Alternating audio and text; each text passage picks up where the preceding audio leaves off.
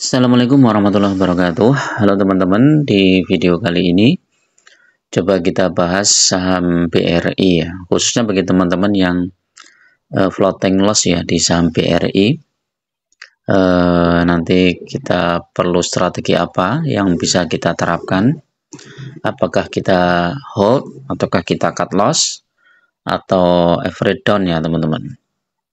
Nah, sebelum itu kita sampaikan ya teman-teman, saham BRI ini merupakan salah satu saham yang fundamentalnya cukup bagus teman-teman ya, dan mungkin sangat bagus lah ya.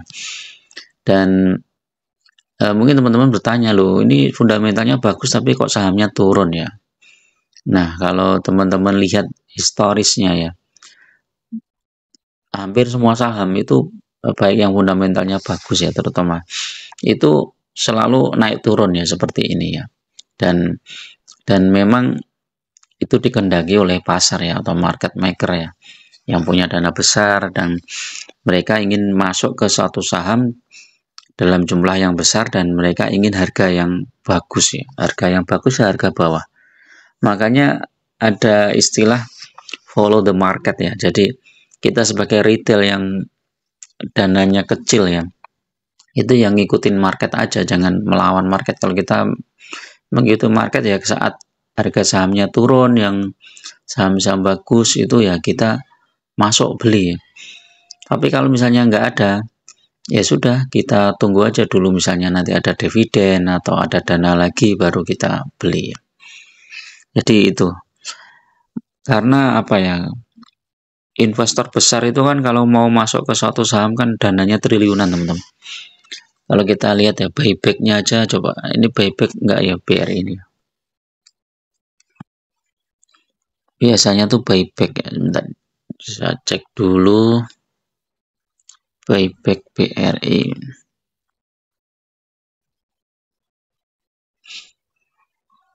Mei 2024. Nah ini ya, BRI lakukan buyback, kembali melakukan proses pembelian saham setelah mengumumkan laporan keuangan kuartal 1 tahun 2024.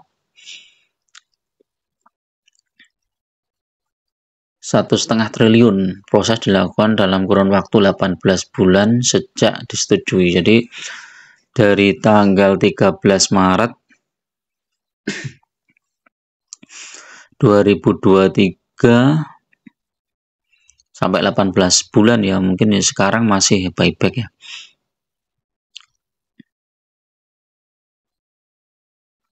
Nah, terus kemudian sudah turun konsolidasi hingga akhir Maret, kredit sejalannya.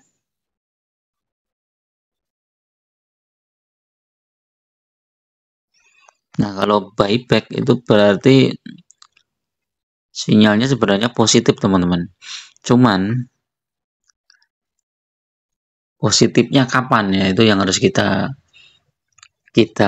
perhitungkan ya.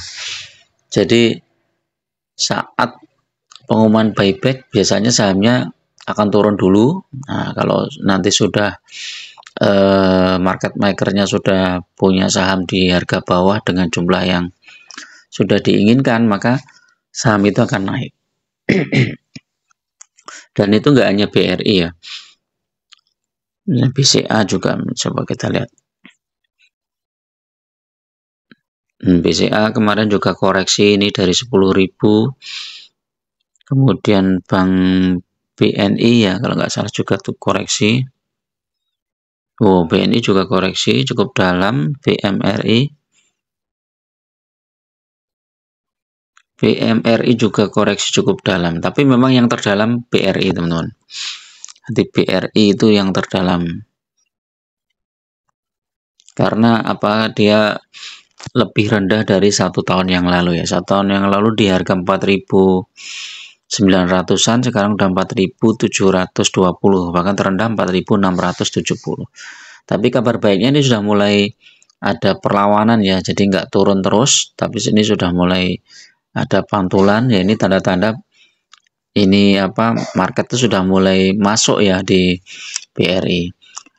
Turnovernya BRI ini 1 triliun teman-teman, jadi besar banget nih, sangat liquid. Secara PBV juga masih lumayan 2,4, pairnya 11. Jadi saham BRI ini tinggal nunggu waktu aja dia akan naik. Nih lihat. Kalau kita lihat grafiknya ya. Ini kan dari 2022 ini ya. Naik kemudian nanti turun sampai kemudian naik lagi sampai akhir 2022 ya. Awal 2023 turun, kemudian naik sampai bulan Juli, September. Mulai September turun lagi. Nah, ini terus naik terus sampai 2024 sampai bulan April kalau nggak salah naik terus. Nah, kan belum koreksi itu ya. Koreksi yang dalam, makanya ini baru koreksi dalam. Terus apakah ini ada kaitannya dengan isu-isu yang lain? Ya, isu selalu ada teman-teman. Jadi biasanya market maker itu menggunakan beberapa isu untuk naik atau turunnya saham ya.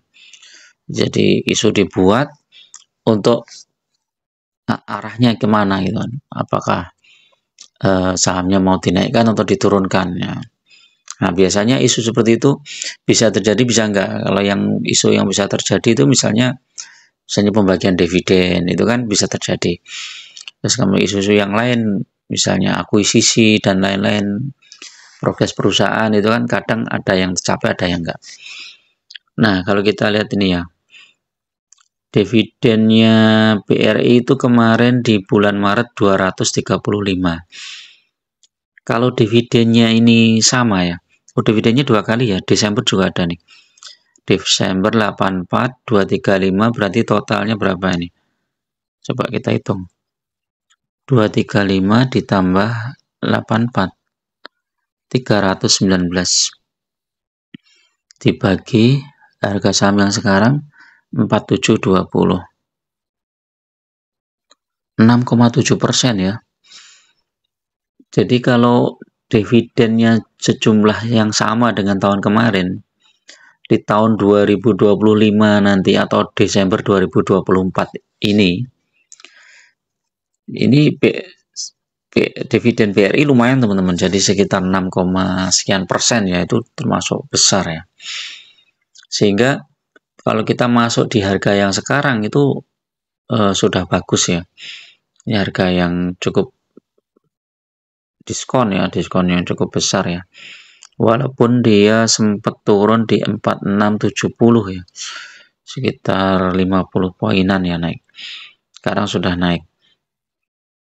Nah, nanti kalau naik ini udah biasanya lebih tinggi dari tahun lalu, teman-teman.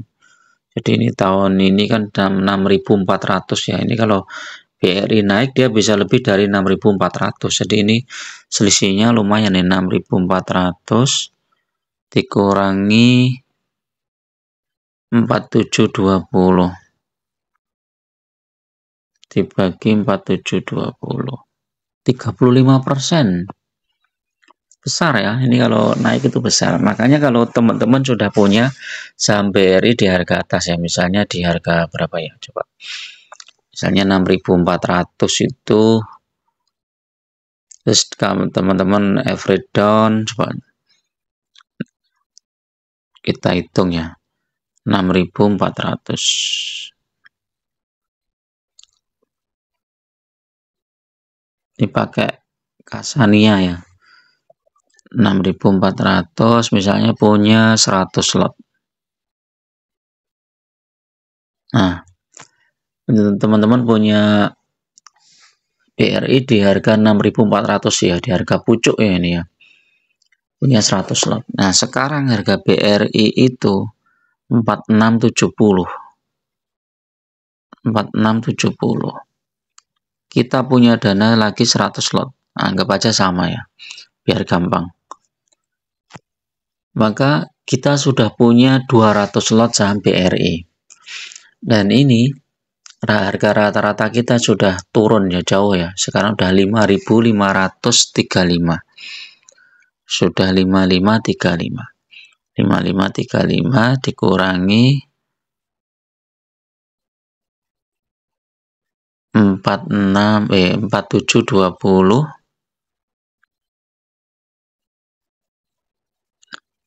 tinggal 815 poin ya.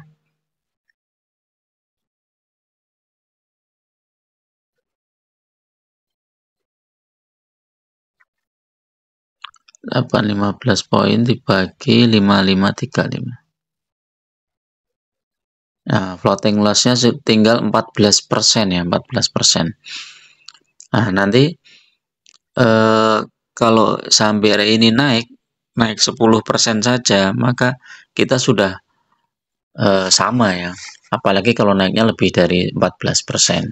Nah, nanti kalau ada dana lagi kita average down lagi. Misalnya ada dana lagi 100 lot di harga misalnya saham BRI turun ya, misalnya di harga 4670 ya. Misalnya 4670 kita punya 100 lot lagi. Sudah turun lagi nih. Tinggal 5246.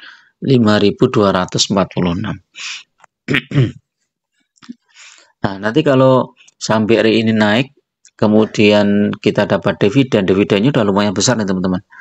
Kita dapat dividen 300 lot ya, 300 lot kali 100 kali berapa ini? Dividennya yang kemarin ya, untuk contoh aja ya. 319.